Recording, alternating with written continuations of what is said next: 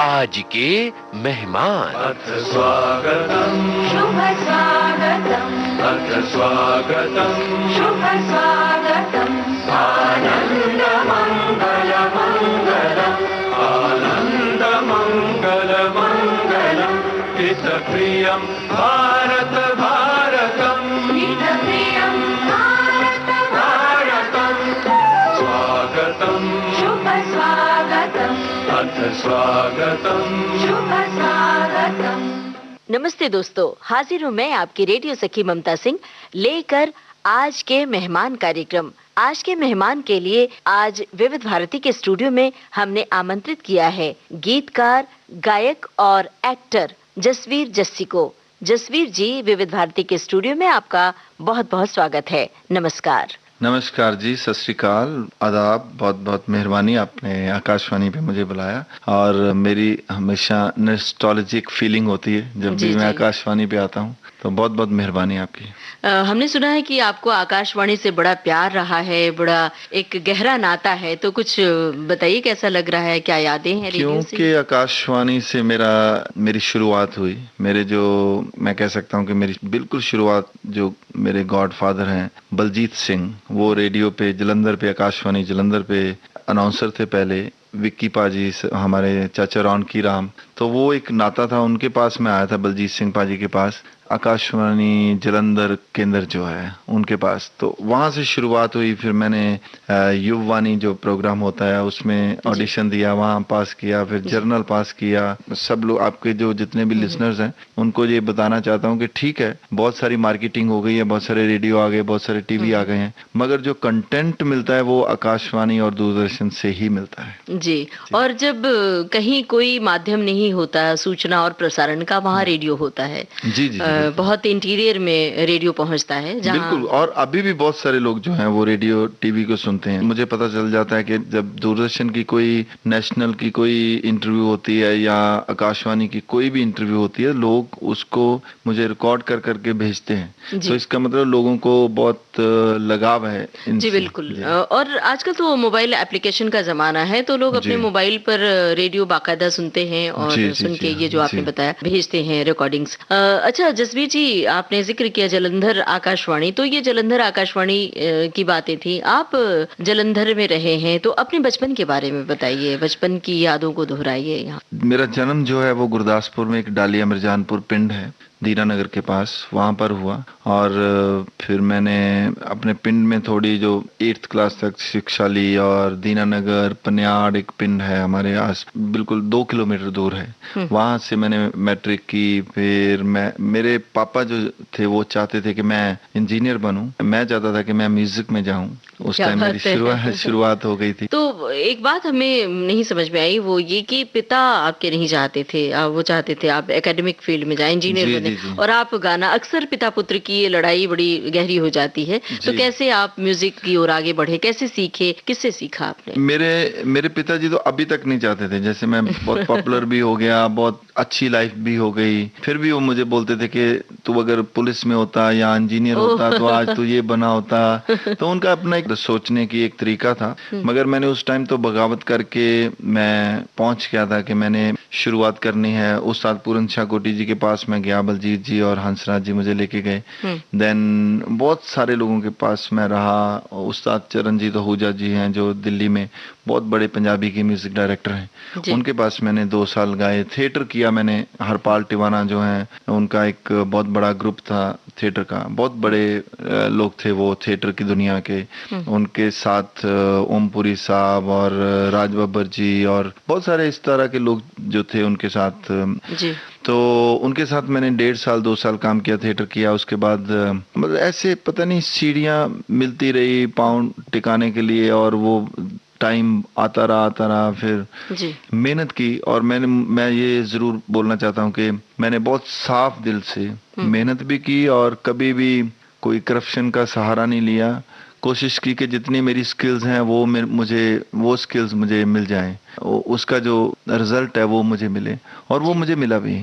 Ji. I think मैं जितना बहुत ज्यादा स्किल्ड बंदा नहीं था, मगर मुझे समझ है कि स्किल्ड बंदे क्या होते हैं, और मुझे लगता है उससे मुझे ज्यादा ही मिला। हाँ। जी, तो थिएटर का जिक्र भी आपने किया, ये जी। एक नई बात पता चली कि आप गाना तो गाते ही हैं, गायक हैं और जी। लिखते भी हैं, एक्टिंग की दुनिया में भी कदम रखा है आपने, आपकी फिल्म भी आने वाली है हमें जी। पता चला है। और ये बात नहीं पता चली कि थिएटर से भी जुड़े रहे, तो थिएटर की क्या यादें हैं और कौन लोग थे, कौन से वो नाटक थे जो आपने किए, जो आज कोई यादगार घटना बताइए हमारे श्रोताओं को। एक नाटक था जो 1-1.5 साल हमने खेला, साडा बुगदू बोले करके। जी। उसका कभी कोई और भी नाम होता था, वो क्योंकि टेररिज्म का जमाना था, उसके ऊपर था, राष्ट्रीय एकता के ऊपर था। और टिवाना साहब जो बहुत सख्त टीचर थे, एनएसडी से थे वो, और उनकी वाइफ जो है नीना जी, वो तो अभी बहुत अच्छी तरह लोगों को थिएटर करा भी रहे हैं। तो बहुत अच्छे टीचर थे, बहुत अच्छे तरीके से टीच करते थे। उस टाइम पे मुझे याद है वो जब मुझे स्पीच की बातें करवाते थे कि स्पीच ऐसी होनी चाहिए, क्योंकि मैं गुरदासपुर एरिया से आता हूँ, पठानकोट के पास और जम्मू के पास ये एरिया है। जी, जी। तो ये एरिया की जो एक डिक्शन है, जो डायलेक्ट है हमारा, वो थोड़ा सा अलग तरह का है। डोगरी आ जाती है वहाँ, जम्मू में डोगरी भाषा बोली जाती है। हम जो पंजाब में भी बहुत सारी भाषाएं हैं, जैसे माझा है जो लाहौर और अमृतसर और गुरदासपुर का एरिया, उसका डायलेक्ट अलग है, उसकी बोलने का लहजा अलग है। तो वो स्पीच के ऊपर मेरे बहुत काम करते थे। तो मेरी स्पीच जो थी वो थोड़ी सी डोगरी मिक्स थी।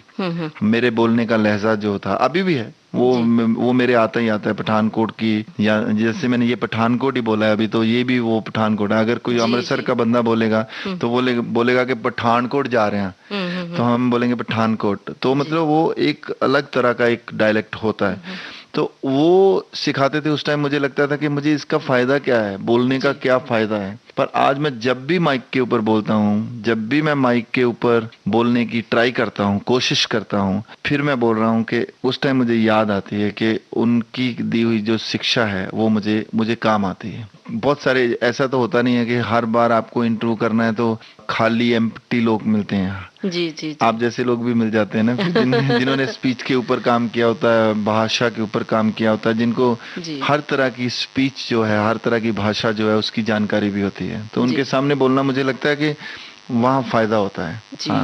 और ऐसे लोग जल्दी कामयाब होते हैं और हमें पता है आपको कामयाबी मिली। लेकिन जानना ये चाहते हैं कि गुरुदासपुर से कैसे आप पहुंचे मुंबई, मतलब गुरुदासपुर से कौन सी ट्रेन पकड़ी, ये कहने की बात है, तो किस तरह के संघर्ष आपको करने पड़े? गुरुदासपुर से जब मैं निकला जलंधर, क्योंकि जलंधर एक जिसको कल्चरल सिटी भी बोला जाता है, वहाँ दूरदर्शन है, आकाशवाणी है, सारी अखबारें हैं, सारे लिटरेचर के बहुत सारे जो आपको हब मिलते हैं। तो वहाँ पर पहुँचा, वहाँ एमए म्यूजिक में कर रहा था। उसके बाद फिर थोड़ी स्ट्रगल कर रहा था, पुलिस में भर्ती हो गया था थोड़ा टाइम। हाँ, केपीएस गिल के टाइम पे एक कल्चरल ट्रिप था हमारा, जिसमें वो चाहते थे कि कल्चरल प्रोग्राम के थ्रू लोगों को डाइवर्ट किया जाए, उनके माइंड जो है वो डाइवर्ट किए जाए। तो उसमें मैंने 1.5 साल काम किया। और वो जब कंटिन्यू करनी थी वो नौकरी, जो सर्विस थी, मुझे लगा कि नहीं, मेरा ये काम नहीं है, मुझे दूसरी तरफ जाना चाहिए। तो इतने में मैं स्ट्रगल कर रहा था। 97 में मुझे टाइम्स की जो टीम थी वो मुझे मिली। किसी बंदे ने मुझे, पम्मी भाई हमारे बहुत बड़े एक भंगड़ा के गुरु हैं, तो उन्होंने मुझे बोला कि यार कुछ लोग ऑडिशन कर रहे हैं, तो अगर तू चाहता है तो उनके लिए ऑडिशन कर दे। तो मैंने ऑडिशन किया। वो प्रमोद शंकर जी थे, उन्होंने ऑडिशन करके मुझे बोला कि तू आ जा। मैंने हमिंग की थी, मुझे याद है, ऐसे किया। तो उन्होंने बोला कि आप आ जाओ, आप हमारा एग्रीमेंट साइन करो। तो टाइम्स म्यूजिक उस टाइम नया था, टाइम्स ऑफ इंडिया का, वो मुझे लेके आए। फिर मैंने बड़ा टाइम मैं भी अड़ा रहा। मुझे लगा कि नहीं, मैंने पंजाब नहीं छोड़ना, पंजाब से निकलना नहीं है, क्योंकि आप घुमा के अपने परिवार में आ जाते थे। तो फिर उन्होंने बोला कि नहीं, तेरे को करना चाहिए। तो दिल लगी कुड़ी गुजरात दी हमने, वो पहला गाना जो था वो टाइम्स म्यूजिक के साथ किया, जो बहुत पॉपुलर हुआ। उसने एक स्टारडम दिया, उसने एक नई जिंदगी दी, नए लोग दिए, नए रास्ते खोले। फिर मतलब पहले तो कमर्शियल था, फिर उसके बाद थोड़े टाइम के बाद मुझे पता चलना शुरू हुआ कि यार ये दिल लगी के थ्रू मैं हीर भी गा सकता हूँ, मैं बाबा बुल्ले शाह को भी गा सकता हूँ, मैं जी। अमीर खुसरो को भी गा सकता हूँ। जब मैंने दिल लगी गाना है, लोगों ने सुनना ही सुनना है, तो उसके 4-5 मिनट पहले मैं कुछ और भी चीज़ें दे सकता हूँ। तो जी। वो बहुत सारे रास्ते मेरे खुले। जो मेरा लिटरेचर में इंटरेस्ट था, वो आई थिंक के वो लोगों तक पहुँचना शुरू हुआ। जी जो लोग मुझे जानते हैं वो दिल लगी से जानते हैं ज़्यादा, दिल लगी कुड़ी गुजराती, जी वो आपको मैं सुनाता हूँ। जी जी जी जो उस टाइम पे हमने 20 साल हो गए उस गाने को।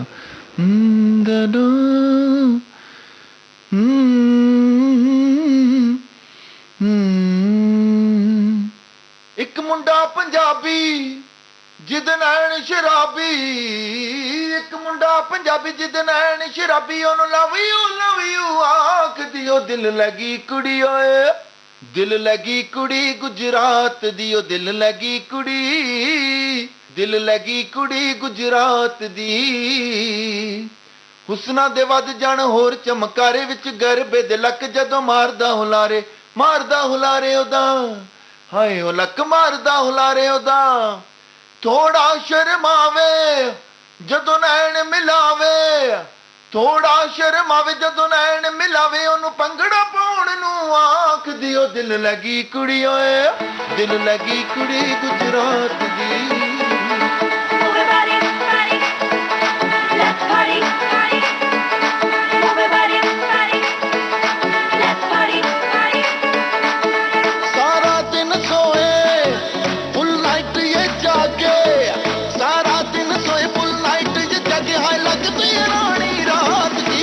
गई कुड़ी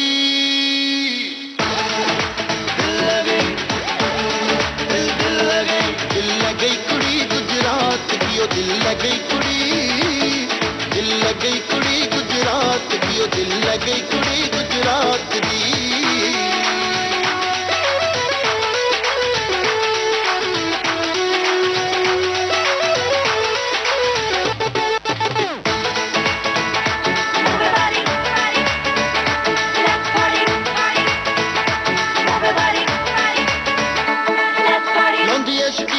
ਵੱਧ ਕੇ ਠੁਮਕੇ ਜਾਨ ਕੱਢ ਲੈਂਦੇ ਤੇ ਡਾਇਮੰਡ ਝੁਮਕੇ, ਡਾਇਮੰਡ ਝੁਮਕੇ, ਹਾਏ ਮੇਰੇ ਡਾਇਮੰਡ ਝੁਮਕੇ, ਹਾਏ ਲਾਉਂਦੀ ਐ ਸ਼ਕੀਰਾ ਨਾਲ ਵੱਧ ਕੇ ਠੁਮਕੇ ਜਾਨ ਕੱਢ ਲੈਂਦੇ ਤੇ ਡਾਇਮੰਡ ਝੁਮਕੇ। ਉਹ ਸਾਰਾ ਫਲੋਰ ਹਿਲਾ ਦੂੰ ਔਰ ਆਗ ਲਗਾ ਦੂੰ, ਸਾਰਾ ਫਲੋਰ ਹਿਲਾ ਦੇ ਔਰ ਆਗ ਲਗਾ ਦੇ, ਜਦੋਂ ਚੁੰਦਨੀ ਬਣ ਕੇ ਨਾਚਦੀ ਉਹ ਦਿਲ ਲੱਗੀ ਕੁੜੀ ਓਏ,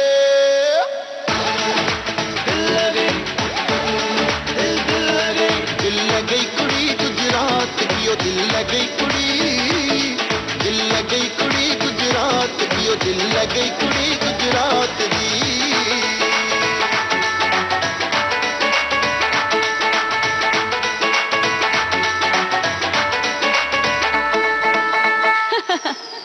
हे केम छो, मजामा छो?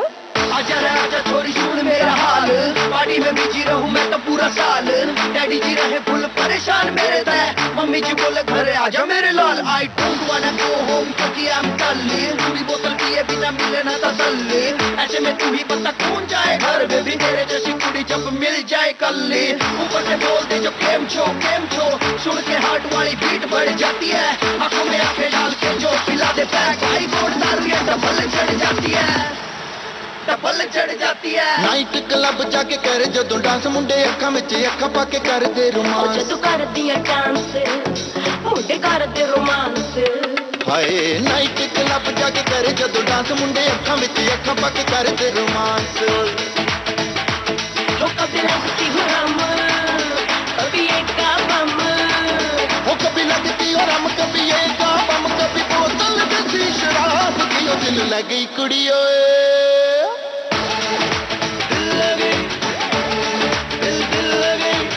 गई कुड़ी गुजरात की, ओ दिल गई कुड़ी, दिल गई कुड़ी गुजरात की, ओ दिल गई कुड़ी गुजरात की।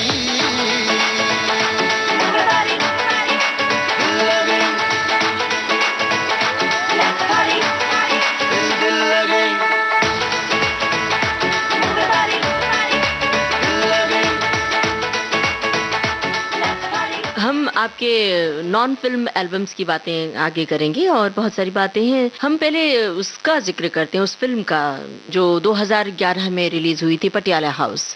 जी। और पटियाला हाउस फिल्म का वो गाना बड़ा ही मशहूर हुआ था, लौंग द लिश्कारा। जी, तो जी। उस गाने के बारे में हमें बताइए, कैसी थी रिकॉर्डिंग से जुड़ी हुई कोई खास बात और थोड़ा सा। जी जी जी, बहुत सारे वो एक बड़ा इंटरेस्टिंग मेरा एक किस्सा है, क्योंकि मुझे याद है मैं 9 या 10 में एक फिल्म कर रहा था, पंजाबी की फिल्म कर रहा था, मैं और कुलभूषण खरबंदा जी हम लोग वैनिटी वैन में बैठे हुए थे।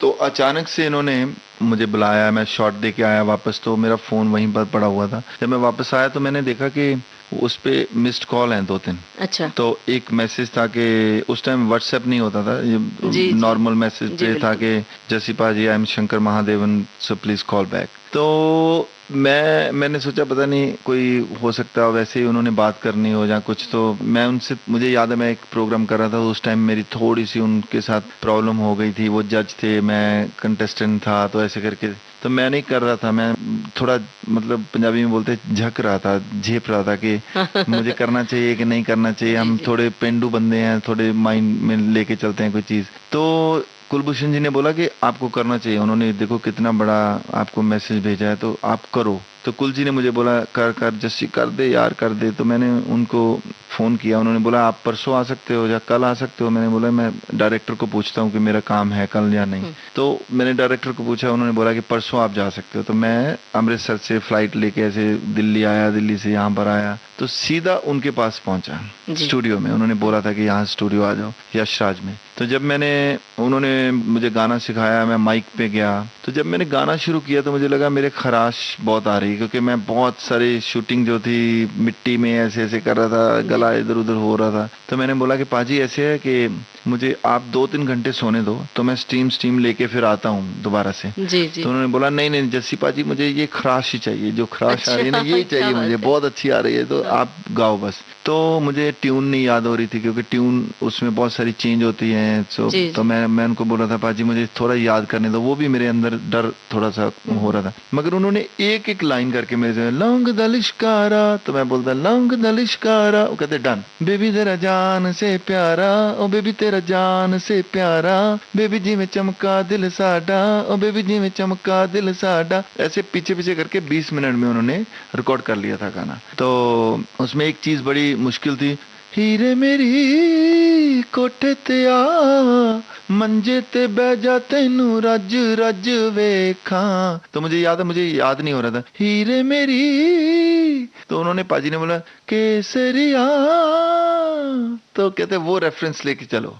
क्या बात। तो मतलब वो जीनियस लोग हैं, उन्होंने बड़ी टेक्निक से मेरे से वो गाना करवाया। मुझे नहीं पता था कि कौन सी फिल्म में आ रहा है। थोड़े दिन के बाद मुझे पता चला कि किसी बंदे ने मुझे वीडियो भेजी एक छोटी सी, जो अक्षय पाजी के साथ वो बैठे थे।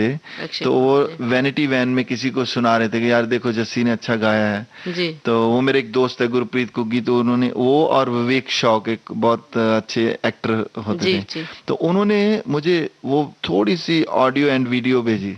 तो मुझे लगा यार पता नहीं कौन सी फिल्म है। तो उन्होंने बताया कि एक फिल्म में आ रहा है, पटियाला हाउस करके फिल्म है, उसमें आ रहा है। तो आया, मजा आया। और सबसे ज्यादा मजा इसलिए आया क्योंकि वो गाना बहुत स्किल टाइप का गाना था। ऐसे नहीं था कि कुछ भी मतलब आपने कुछ भी कर दिया, मतलब ऊंचा ऊंचा गा दिया, बल्ले बल्ले शावा शावा नहीं था। उसमें थोड़ी स्किल दिखाने की भी बात थी। जैसे हीरे मेरी वाला सुर भी अच्छा था, लोगों में मेरी पहचान भी हुई। मेरा बॉलीवुड कभी टारगेट नहीं रहा जी। अब भी मैंने सोचा है कि मैं बॉलीवुड में कुछ अच्छी चीजें करने की ट्राई करूंगा।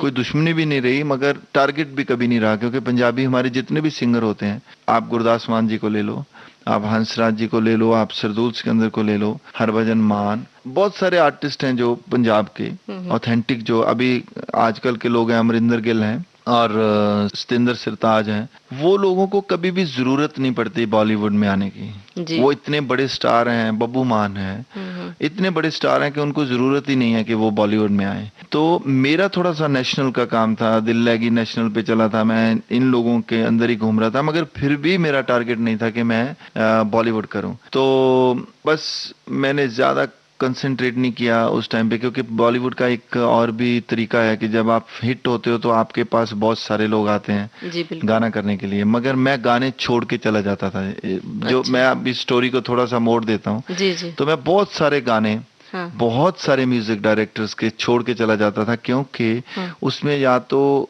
गंदी गालियां होती थी ओह। या फिर वो डबल मीनिंग होते थे।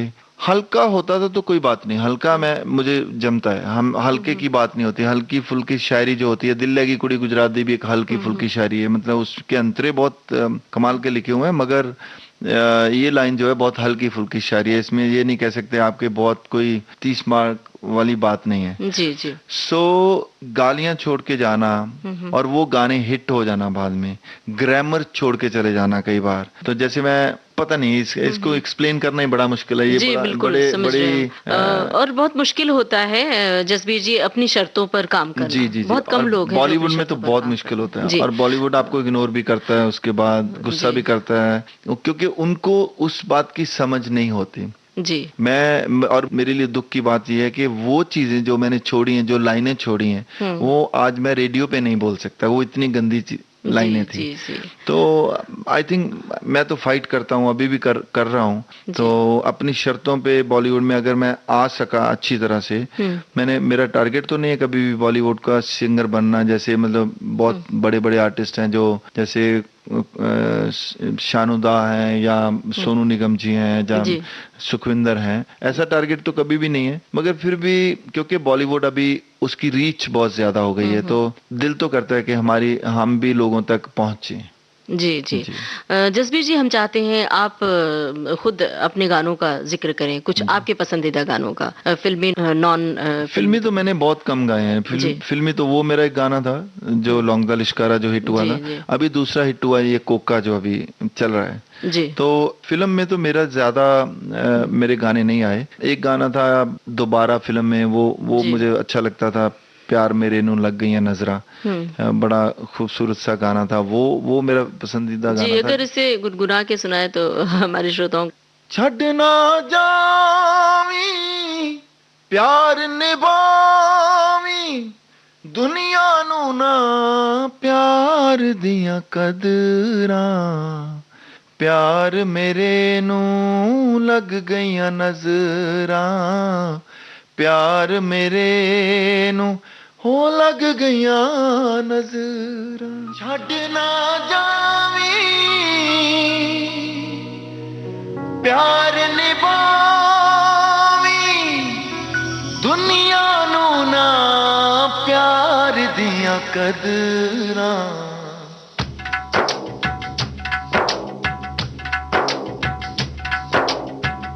छड़ना जावी प्यार निभावी,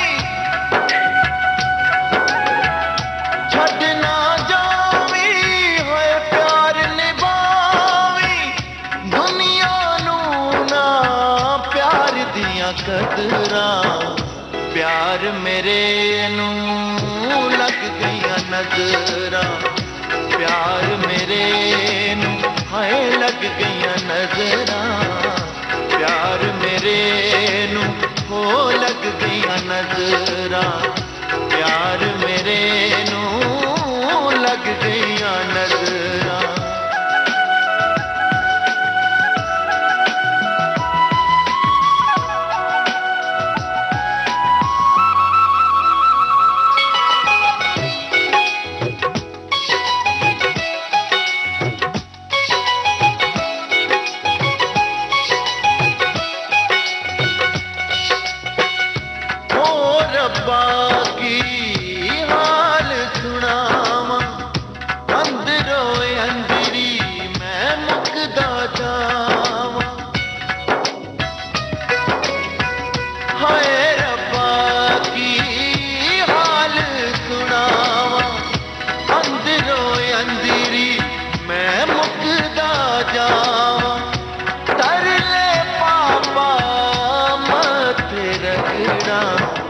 प्यार मेरे नू लग गई नजरा, प्यार मेरे नू हाय लग गई नजरा, प्यार मेरे नू लग गई नजरा प्यार मेरे नू हाय लग गया नजरा।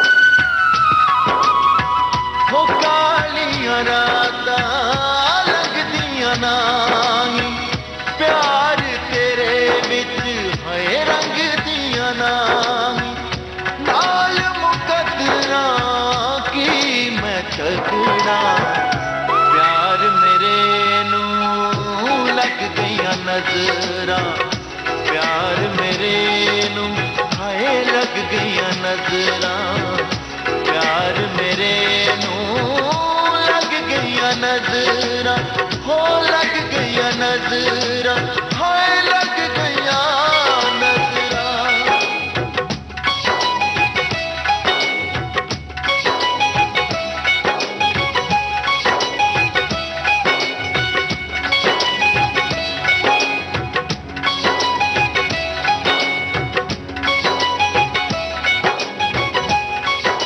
क्या बात है, जब सामने एक सिंगर बैठे होते हैं और उनकी आवाज में गाना सामने आमने सामने सुन लेते हैं तो बस जी चाहता है कि हम गानों की फरमाइश करते जाएं, वो गाते जाएं। लेकिन आपसे और भी बातें करनी। आपने पूछा था कि मेरे फेवरेट जो अच्छे पसंदी के गाने जो हैं, वो बाबा बुल्ले शाह का एक गाना मैंने गाया था, उनकी काफी जो है वो आवो नी सही और अल देवो नी बधाई, वो मैं आपको थोड़ा सुनाता हूँ। पंजाबी है, बहुत टिपिकल पंजाबी है, मगर उसकी मेलोडी और उसके लफ्ज जो है आपको साउंड्स मजा दे सकते हैं।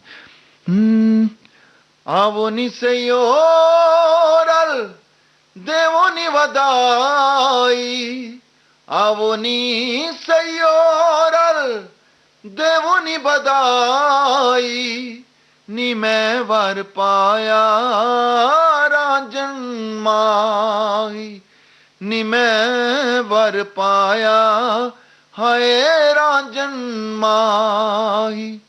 अज दा रोज मुबारक चढ़िया, नी रांझा साडे वेड़े वड़िया, हथ खुंडी मोडे कंबल तरिया, चाकां वाली शक्ल बनाई, नी मैं वर पाया रांझन माही।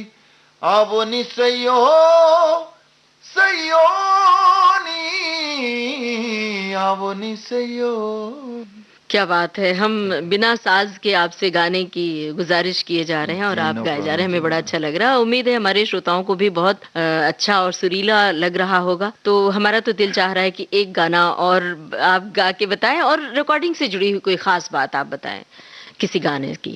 रिकॉर्डिंग से तो जैसे मेरा दिल लगी जब आया था, मुझे याद है कि मैं बिल्कुल नहीं करना चाहता था ये वाला गाना। मेरा मन था कि मैं कुछ एक तारा वजदा या मैं कुछ ऑथेंटिक बाबा बुल्ले शाह या हीर या इस टाइप की कुछ चीजें करूं। कमर्शियल भी चाहता था मगर बहुत ज्यादा ऑथेंटिक कमर्शियल चाहता था मैं जी। तो जो सोलफुल हो। मगर मुझे याद है अरुण अरोड़ा जी हमारे सीईओ हुआ करते थे वो टाइम्स में, तो उन्होंने मुझे बोला, उनके बेटे की शादी पे मैंने ये थोड़ा सा 2-4 लाइनें गाया था। तो उन्होंने 2-3 महीने बाद उसका हमने एल्बम कर ली थी सारा कुछ। उन्होंने बोला कि उन्होंने वो वीडियो देखी अपने बेटे की शादी की, तो उन्होंने बोला कि यार जैसी ये कर दे दिल लगी कुड़ी गुजराती। मैंने उनको बोला यार, मैं कहा सर ऐसे नहीं हो सकता क्योंकि ये बहुत हल्का गाना है, तो मैं नहीं चाहता कि मेरी इमेज ऐसी हो जाए। या वो कहते यार ये कमर्शियल पॉपुलर होने वाला गाना है, उसके बाद तू जो मर्जी गाते रहना, ये गाना पॉपुलर होगा। जी। तो मैंने उनकी बात मान ली। फिर थोड़ा मन मेरा दुखी था, मगर हमने ये गाना किया। और मुझे लगता है गाने की एक किस्मत होती है, उसका एक लक होता है, अपने आप वो गाना बनता गया। दिल्ली में हम लोग पहले सोच रहे थे कि बॉम्बे में करें, क्योंकि मैं पूरी एल्बम करके चला गया था, 8-9 गाने करके। तो उन्होंने उन्होंने मुझे बोला कि आप, धीरज धनक जी थे जिन्होंने पूरी एल्बम का म्यूजिक किया था, अरेंज। जी जी। तो मैं बोल रहा था कि जयदेव से कर लो, धीरज जी से टाइम नहीं मिल रहा था। फिर वो प्रमोद शंकर जी कहते कि यार ये बंदा है, उसके साथ आप प्रोग्रामिंग कर लो। उस टाइम कंप्यूटर नया नया आया था। तो हमने उस गौरव दयाल, उनका नाम था, गौरव दयाल का म्यूजिक सुना। तो मुझे याद है कि उन्होंने जब चाय और मट्ठियाँ साथ में दी, पहली बार उनको मिलने गए हम लोग, मैं जी, और जी, जयदेव। जी। तो मैंने जयदेव को बोला कि यार जयदेव, ये बंदा टेस्ट वाला है। तो मैं क्या, इसकी मट्ठियाँ बहुत टेस्ट है, चाय बहुत टेस्ट है, तो मुझे लगता है बहुत अच्छा ये म्यूजिक करेगा, इसका टेस्ट बहुत अच्छा होएगा। जी जी। तो हमने गाड़ी में एकदम उसने डेमो एक कैसेट दी थी, लगाई। तो मैंने बोला जयदेव बहुत अच्छा बंदा है। तो जयदेव कहता है यार इसको ज्यादा म्यूजिक नहीं मुझे लगता आता। मैंने बोला यार म्यूजिक हमें आता है ना। तो हमने फिर वो गाना उसके साथ किया। और उसके बाद मुझे ये भी याद है कि हमने एक स्टूडियो में गाना किया था। तो मुझे लग रहा था कि ये स्टूडियो में अच्छा नहीं होएगा। तो मैं गुरुद्वारा में गया, वहां पर जलंधर में गुरु ग्रंथ साहब के सामने मैंने एक रिक्वेस्ट की कि सच्चे बादशाह वहां पर वो गाना जो है ना, वहां रिकॉर्ड ना हो। तो वो 2 दिन लगे रहे, वो ट्रांसफर नहीं हुआ। फिर हम लोग एक सिंथेसिस स्टूडियो था, वहां पर गए। वहां पर बहुत अच्छा इंजीनियर भी मिला हमें, स्टूडियो बहुत अच्छा था। तो एक दिन में हम लोग गाना करके बाहर आ गए थे। देन उसका वीडियो जो था उसकी भी ऐसी कहानी। तो वो एक किस्मत होती है। मुझे लगता है कि वो वीडियो भी मेरा नहीं हो रहा था, अशोक मस्ती का वीडियो हो रहा था। उनकी कोई गाने की प्रॉब्लम हो रही थी, तो उन्होंने बोला कि कोई और गाना दे दो। तो हमने दिल लगी भेजा। तो क्लॉसेस उस टाइम मतलब बहुत बड़ा नाम था, वीडियो डायरेक्टर जो थे। तो उन्होंने उसका वीडियो किया। मैं पहली बार आया था। उसकी ये भी स्टोरी थी कि मैं नहीं चाहता था कि वो कुड़ी जो है वो बहुत कम कपड़े पहने, क्योंकि मैं बिल्कुल गांव से आया था। तो मैं डर रहा था कि उसमें वल्गैरिटी नहीं आनी चाहिए। मेरे पापा जी देखेंगे या मेरे मम्मी या जो भी देखेंगे, तो वो कैसे देखेंगे और कैसे मुझे बोलेंगे, रिएक्ट कैसे करेंगे। तो बड़ी जिद की, मगर उन्होंने उसके बाद थोड़े से शॉर्ट जो थे उसके डाल दिए। मगर सबसे पहला मैं ही बंदा था जो मैंने क्रिटिसाइज करना शुरू किया था। जी जी। उसके बाद मैं अपनी इमेज को मैंने सुधारा। हीर गाई, बाबा बुल्ले शाह गाया, बहुत अच्छे अच्छे शायरों को मैंने गाया। शिव कुमार बटालवी को मैंने गाया। देन संत राम उदासी को मैंने गाया, अमीर खुसरो साहब को गाया, बहुत सारे लोगों को मैंने गाया। जी। तो इतने सारे नाम आप ले रहे हैं जसबीर जी, हम चाहते हैं अमीर खुसरो साहब का कुछ सुनाएं आप, और उसके बारे में कुछ बताएं, उसकी बारीकियां।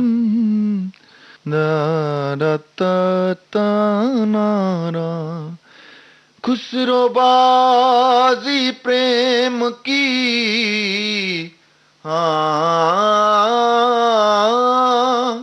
खुसरो बाजी प्रेम की, मैं खेलूं पी के संग, जीत गई तो पिया मोरे, हारी तो पी के संग, अपनी शब बनाई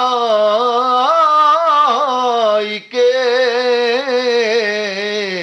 मैं पी के पास गई, जब शब देखी पी की, तो मैं अपनी भूल गई, छाप तिलक सब छीनी रे, मोह से नैना मिलाई के, छाप तिलक सब छीनी रे, मोह से नैना मिलाई के, प्रेम बटी का मधुआ पिलाई के, प्रेम बटी का मधुआ पिलाई के, मतवारी कर दीनी रे मोह से नैना। क्या बात है जसबीर साहब, अब तो मुझे लग रहा है कि मैं अब गानों की फरमाइश और करूं, रचनाओं की खास तौर से। और आपको बता दें, सच में इस रचना में मैं बिल्कुल डूब गई थी। ये रचना मैंने भी कभी सीखी थी जी। अच्छा, तो मुझे सचमुच बहुत प्रिय। मुझे लगता है कि कभी सूफीज्म के ऊपर बात करेंगे जी, और अकेली सूफीज्म के ऊपर करेंगे। जी, आज मैं थोड़ा कंफ्यूज चल रहा हूँ कि मैं पॉप के ऊपर बात करूँ, बॉलीवुड के ऊपर करूँ या जी। सूफी के ऊपर बात देखिए, करूं? विविध भारती के विविध रंग हैं, विविध जी। रंगी कार्यक्रम है और विविध श्रोता हैं, तो जी। इसलिए हम जो बातचीत कर रहे हैं विविध रंगी सूफीज्म का तो बातें। कलर ही अलग है। जैसे मैं अगर जी। पंजाब की बात करूं, हीर की बात करूं, मैं हीर के 2 टुकड़े आपको सुनाता जी हूं, बिल्कुल। तो आपको चाहे वो समझ भी नहीं आएंगे, मगर आपको साउंड जो है वो उसका मजा आएगा। जी। डोली चढ़दियां मारियां हीर चिकां, मैनू ले चले बाबला वे ले चले,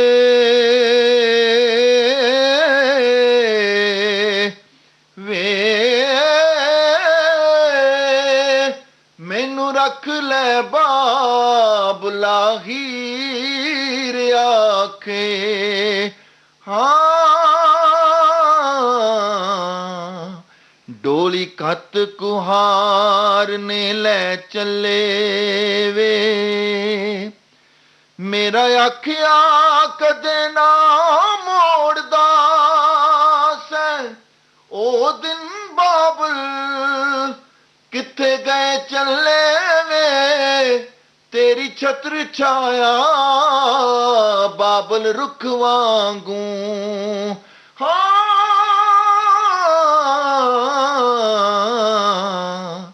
असी वांग मुसाफिरां बह चले। क्या बात है, लग रहा है कि बस सुनते रहें, लेकिन so much, कुछ आपसे बातें करना भी जरूरी है। तो अभी जब आप गा रहे थे तो मेरे जहन में ये बात आ रही थी कि ये जो सुर आपका ऊपर तक जाता है, फिर आप जब चाहें तब छोड़ देते हैं बिल्कुल अपने हिसाब से, सुरों के हिसाब से, तो रियाज बहुत जरूरी लगता है। जी, जी, कितना रियाज आप खुद करते हैं और कितना रियाज जरूरी होता है? रियाज तो मैं करता हूँ, मतलब मुझे ये नहीं पता कि मैं गाना कितना गाता हूँ, बहुत ज्यादा गाना तो नहीं गाता जी। मगर रियाज करता हूँ मैं वोकल के लिए, वोकल ट्रेनिंग के लिए अपने। मुझे लगता है मैं कुछ अपने दोस्तों के साथ बात करता हूँ कि वो जो हम लोग इकट्ठे हैं बहुत टाइम पहले से, तो मुझे लगता है कि मैंने 30 साल में हो सकता है कि 50 बार रियाज नहीं किया हो। जी।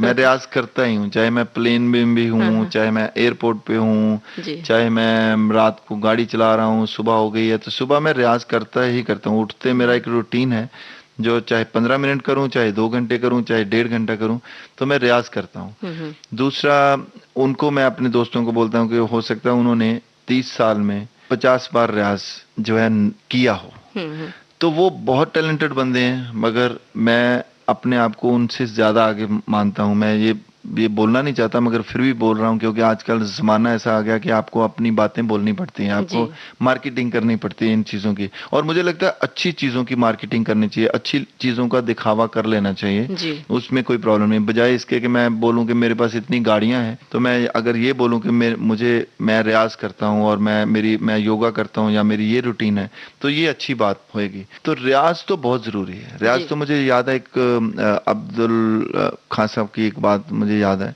अब्दुल्ला खान साहब की।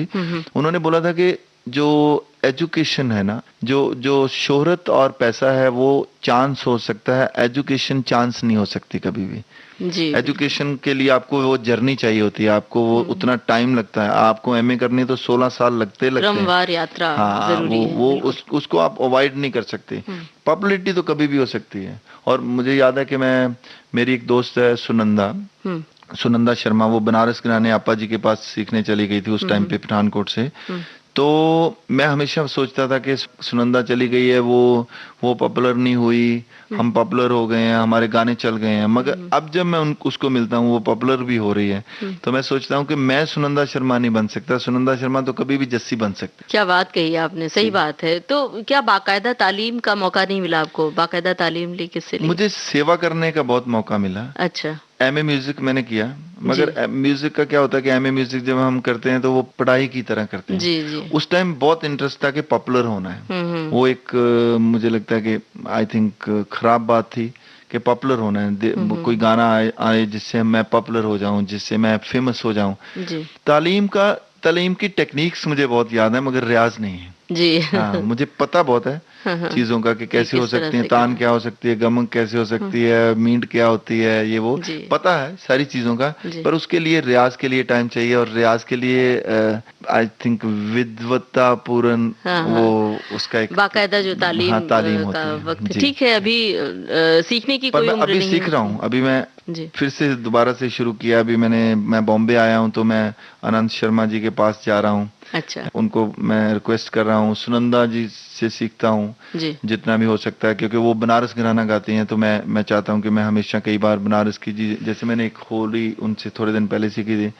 रंग डारूंगी नंद के लालन पे, रंग डारूंगी नंद के लालन पे, रंग डारूंगी रंग डारूंगी।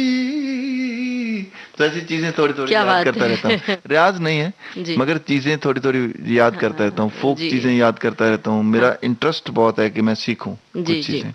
बाबा बुल्ले शाह की एक और रचना है ओ लालनी, वो भी मैंने गाया है। वो भी अगर हमारे श्रोताओं को।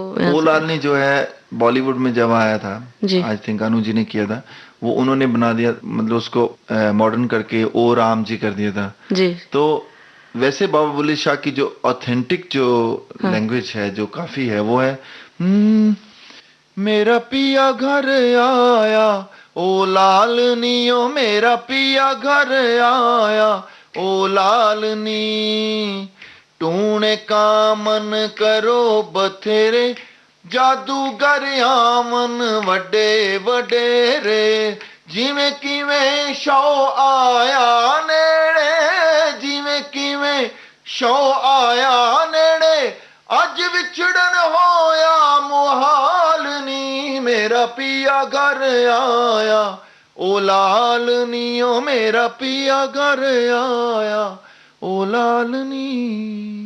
जसबीर जी, इसी लोक धुन पर आधारित याराना फिल्म में ये गाना था, तो वही गाना हम अपने श्रोताओं को सुनवाते हैं।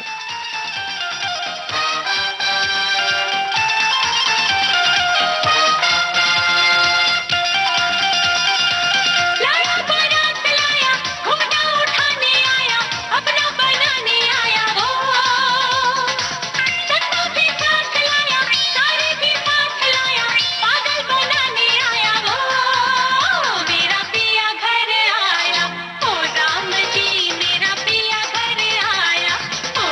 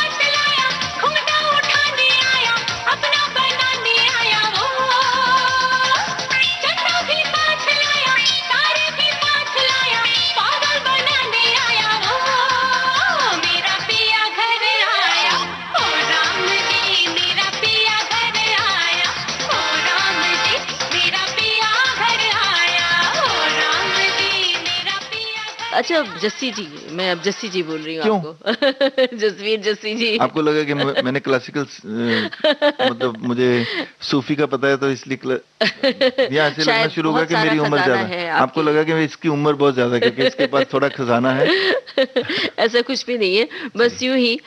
तो चलिए आपका पूरा नाम लेके बोलते हैं। जसवीर जस्सी जी, हमें बताइए कि जी। बचपन में जो गायक बनने की तमन्ना आपकी थी, और अक्सर ये होता है कि दूसरे कलाकारों को सुन सुनकर गायक एक मुकाम पाता है और बाकायदा उन्हें सुन सुनकर सीखता है गायक, और जी। मंच पर अपने को परफॉर्म करता है स्टेज पर। तो आप किन कलाकारों को बचपन में सुनते थे, गाते थे, गुनगुनाते थे? क्योंकि पंजाब में बहुत रुझान होता है फोक आर्टिस्टों को सुनने का। जी। तो जब से मैंने होश संभाली है, मुझे लगता है कि मैंने मोहम्मद सिद्दीक जी को सुना है, यमला जट जी बहुत बड़े आर्टिस्ट होते थे जिन्होंने ये एक तारा जो तुम भी है वो जी, इजाद जी। की थी। और उसके बाद फिर बाकी बहुत सारे पॉपुलर टाइप के आर्टिस्ट आए, जैसे गुरदास पाजी हैं और चमकीला एक बहुत बड़े आर्टिस्ट होते थे। उसके सब्जेक्ट थोड़े गंदे होते थे मगर आर्टिस्ट बहुत है। सुरेंद्र छिंदा जी, कुलदीप मानक एक बहुत बिंदास गाने वाला बंदा होता था, फोक स्टाइल,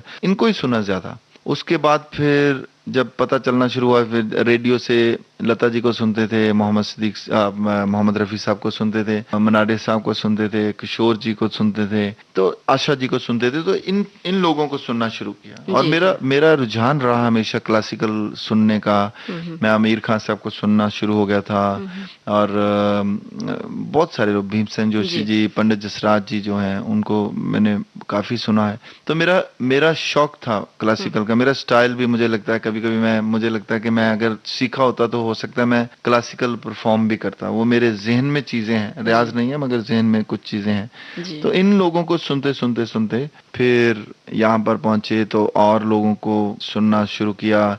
फोक का मेरा इंटरेस्ट बहुत ज्यादा हो गया। फोक के ऊपर मेरी रिसर्च भी है। ऐसा मैं खाली टाइप का आर्टिस्ट नहीं हूँ।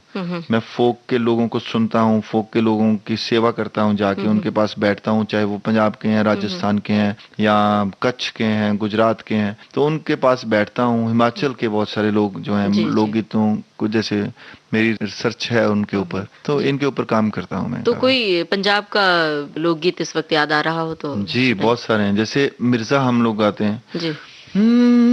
तेरा तो हुजरे शाह मुकीम दे एक जट्टी अर्ज करे वे मैं बकरा दुनिया पीर दा हाँ मेरे सिर दा साईं मरे हो वे 5-7 मरन गवांडना वे 5-7 मरन गवांडना तेरे दिया नु ताप चढ़े हाँ गलियां हो जन सुनिया वे गलियां हो जन सुनिया विच मिर्जा यार फिरे। वाह, बहुत सुंदर। एक तरफ पंजाब, दूसरी तरफ बनारस और सूफियाना रंग, ये सारे रंग एक साथ यहाँ पर सुनने को मिल रहे हैं हमें। हमारे श्रोता भी एंजॉय कर रहे होंगे। अब अपने स्टेज प्रोग्राम्स के बारे में बताइए। स्टेज पर परफॉर्म करते हैं, कोई यादगार घटना और कोई गाना जिक्र करते हुए बताइए। बहुत सारी चीजें होती रहती हैं हमारे, मतलब हमेशा ही कई बार जो बहुत कॉमेडी भी होती है, बहुत सीरियस चीजें भी होती हैं। मुझे लगता है मेरे दिल के जो करीब कई चीजें होती हैं मैं उनको बड़ा याद रखता हूँ। जो जैसे मैं गुरबानी से शुरू करता हूँ हमेशा, 2 या 3 या 4 श्लोक जो हैं, उस टाइम पे मैं कई बार ऐसा होता है कि वो माहौल नहीं होता कि मैं सिर ढकूं और पूरे परंपरा के साथ उसको गाऊं, मगर मैं गाता हूँ। चाहे मैं पीछे खड़े होकर गाऊं चाहे वहां खड़े होकर, मुझे लगता है कि वो एक रिप्रेजेंट होना चाहिए, क्योंकि सूफीज्म को अगर की बात करें या स्पिरिचुअलिज्म की बात करें तो गुरबानी बहुत बड़ा खजाना है और मॉडर्न एक रिलीजन भी कह सकते हैं हम। तो कई बार क्या होता है, एक अभी मैं रुद्रपुर में गा रहा था तो एक सरदार जी आए, उन्होंने मेरा सिर ढक दिया, मैं आंखें बंद करके गाता हूँ तो उन्होंने मेरा सिर ढक दिया, तो मुझे थोड़ा मुझे लगा कि एम्बेरस फील भी हुआ, मुझे इंसल्टिंग भी लगा थोड़ा सा, मगर वो भी ठीक थे मगर मैं भी ठीक था। तो मैंने वो पूरे 2 घंटे का जो शो किया उसके बाद फिर मुझे लगा कि मैं गुरबानी गानी छोड़ दूं, नहीं गाया करूं, क्योंकि कुछ लोगों को ऐसे होता है, कुछ कट्टरपंथी जो लोग होते हैं वो नहीं ऐसे सोचते कि ये ओपन एक चीज है या ये फैलनी चाहिए या लोगों तक जानी चाहिए। तो ये सोच रहा था, उसके बाद लोग फोटो वोटो खिंचा रहे थे स्टेज के ऊपर ही, ऐसे प्रोग्राम खत्म हो गया था, उन्होंने फेलिसिटेट किया और उसके बाद 2 सरदार जी आए तो दूर खड़े थे हाथ जोड़ के, तो उन्होंने बोला कि पाजी बात करनी है, गल करनी है जी थोड़े ना। तो मैंने सोचा कि शायद हो सकता है वही बात करनी है, उन्होंने कि आप सिर नहीं ढक रहे या कुछ ऐसा। तो उन्होंने बोला देखो ऐसे जो लोग जो आपका सिर ढक के गए ना, ऐसे लोग बहुत आएंगे, मूर्ख टाइप के लोग बहुत आएंगे, मगर आपको एक विनती है कि आपने गुरबानी गानी नहीं छोड़नी। क्या बात है, बहुत ऊंची आपने हर जगह पे गुरबानी गानी है। तो मुझे हौसला मिला जी। और गाना तो आत्मा से निकलती है और हमारे श्रोता इस बात को महसूस कर रहे होंगे कि आपकी आत्मा से निकली आवाज उन तक पहुंच रही है। हमें बताइए उस फन के बारे में जो जिसका जिक्र हमने नहीं किया है, एक्टिंग की दुनिया, मतलब एक्टिंग की दुनिया में भी कदम रखा है आपने, और आपकी कोई फिल्म आने वाली है उसके बारे में बताइए, और कौन कौन सी फिल्में और की हैं? एक्टिंग का जैसे मेरा इंटरेस्ट तो पहले से रहा, जब वो मैं थिएटर करने गया था उस टाइम से शुरू हुआ। फिर उसके पहले नाटक करते थे पिंड में, जब गांव में थे, लोक संपर्क विभाग के साथ हम लोग मिलके कई नाटक करते थे, वो ट्रेनिंग हुई। फिर दिल लगी आया, दिल लगी पॉपुलर हुआ, बहुत सारे कुड़ी कुड़ी मेरा गाना एक पॉपुलर हुआ, निशानी प्यार दी, चन्नो, कोका, एक गेड़ा गिद्दे विच होर, ये पॉपुलर हुए। तो 15 साल के बाद मैंने अचानक से मुझे एक फिल्म मिली जो जिसका नाम खुशियां, पंजाबी फिल्म बहुत अच्छी थी, उसमें बहुत सारे अच्छे आर्टिस्टों ने हम लोगों ने काम किया था। कुलभूषण खरबंदा जी थे, मेरे बाप का रोल किया था, रमाविद जी इतने मंझे हुए आर्टिस्ट हैं, और टिस्का चोपड़ा वो उन्होंने मेरी वाइफ का रोल किया था। इन्होंने जब उसमें मेरे साथ काम किया तो मुझे लगा कि यार मुझे एक्टिंग की थोड़ी ट्रेनिंग लेनी चाहिए, क्योंकि 15 साल में आपका क्या होता है कि आपकी बॉडी जो है वो एक तरह रिएक्ट करती है, एक तरह एक्ट भी करती है और रिएक्ट भी करती है, क्योंकि आप सिंगर होते हो, आप वैसी तरह की मूवमेंट करते हो, वैसी तरह का डांस करते हो, आप में फ्लेक्सिबिलिटी खत्म हो जाती है, आपके जेस्चर एक जैसे हो जाते हैं। तो मैं उनके पास गया, पंडित जी हम लोग बोलते हैं उनको, तो वो मुझे रख नहीं रहे थे। कहते यार जस्सी, वो उस टाइम मेरी उम्र जो है वो 42-43 हो गई थी, तो कहते यार मैंने इतनी उम्र में ना कुछ आग जो है ना खत्म हो जाती है। तो वो आग नहीं होती जो 22-23 के साल के बच्चे में होती है। तो मैंने बोला पंडित जी अगर आपको लगे कि मेरे में आग खत्म हो गई है तो आप मुझे 1 वीक में वापस भेज देना। तो मैंने उनके साथ फिर 1 साल ट्रेनिंग की। उसके बाद मैंने ये एक अभी फिल्म की है, उसमें मेरा एक डिफरेंट काइंड ऑफ रोल है, बैंड ऑफ महाराजा हिंदी की फिल्म है, उसमें मैंने रोल किया है। और बहुत सारी फिल्में मैं कर रहा हूँ अभी। कुछ फिल्में जो हैं मेरे अपने डेवलप किए हुए जो थॉट्स हैं उनके ऊपर कर रहा हूँ। एक मैं आकाशवाणी के ऊपर बहुत अच्छी फिल्म है जो बलजीत पाजी ने लिखी है, देश पंजाब करके उसका नाम है जी। वो आप लोगों का नहीं मुझे पता, वो देखेंगे कि नहीं, बड़ी क्लासिक फिल्म होगी वो आप जरूर देखना और आपको मजा आएगा। जी जरूर, जितने श्रोता सुन रहे हैं हमें उम्मीद है कि वो जरूर देखेंगे और हम सब देखेंगे। इस फिल्म के लिए आपके लिए बहुत सारी हम शुभकामनाएं दे रहे हैं विविध भारती परिवार की ओर से। जसवीर जी, बड़ी दिलचस्प बातचीत हो रही है, लेकिन घड़ी की सुइयों की ओर हमारा ध्यान है और घड़ी की सुइयां हमसे कह रही हैं कि हम श्रोताओं से इजाजत लें, लेकिन चलते चलते एक गाना सुन लिया जाए। उम्मीद है हमारे श्रोता भी बहुत एंजॉय करेंगे। आप विविध भारती के स्टूडियो में आए, आपका बहुत बहुत शुक्रिया। Thank you so much. सत श्री अकाल, नमस्कार। नमस्कार। चलते चलते मेरे ये गीत याद रखना, कभी अलविदा ना कहना, कभी अलविदा ना कहना। चलते चलते मेरे ये गीत याद रखना, कभी अलविदा ना कहना, कभी अलविदा ना कहना। रोते हंसते बस यूं ही तुम गुनगुनाते रहना, कभी अलविदा ना कहना, कभी अलविदा ना कहना।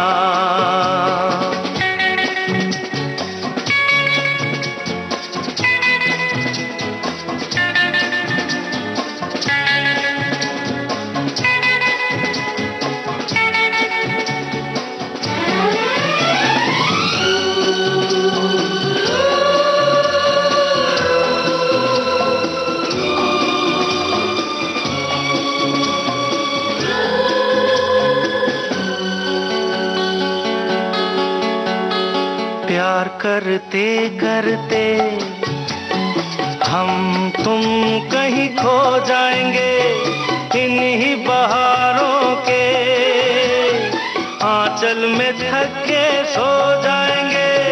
प्यार करते करते हम तुम कहीं खो जाएंगे, इन्हीं बहारों के आंचल में थक के सो जाएंगे। सपनों को फिर भी तुम यूं ही सजाते रहना, कभी अलविदा ना कहना, कभी अलविदा ना कहना।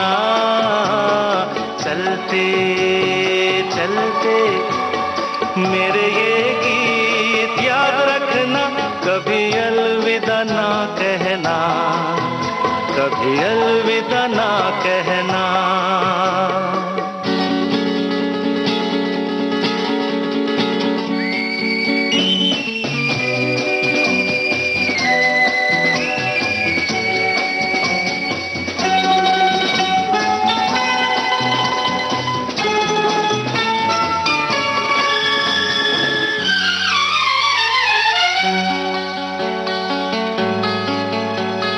बीच राह में दिलबर बिछड़ जाए कहीं हम अगर, और सुनी सी लगे तुम्हें जीवन की ये डगर। बीच राह में दिलबर बिछड़ जाए कहीं हम अगर, और सुनी सी लगे तुम्हें जीवन की ये डगर। हम लौट आएंगे, तुम यूं ही बुलाते रहना, कभी अलविदा ना कहना, कभी अलविदा ना कहना। चलते चलते मेरे ये गीत याद रखना, कभी अलविदा ना कहना, कभी अलविदा ना कहना। रोते हंसते बस यूं ही तुम गुनगुनाते रहना, कभी अलविदा ना कहना, कभी अलविदा ना कहना।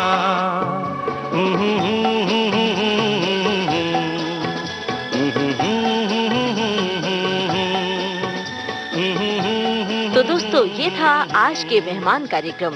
आज के मेहमान कार्यक्रम में आप सुन रहे थे गीतकार, एक्टर और गायक जसवीर जस्सी से अपनी रेडियो सखी ममता सिंह की बातचीत। इस कार्यक्रम में हमारी रिकॉर्डिंग इंजीनियर थी भावना सिंतल। इस कार्यक्रम के प्रस्तुतकर्ता जुबैर खान। तो अब हमें दीजिए इजाजत। नमस्कार। आज के मेहमान।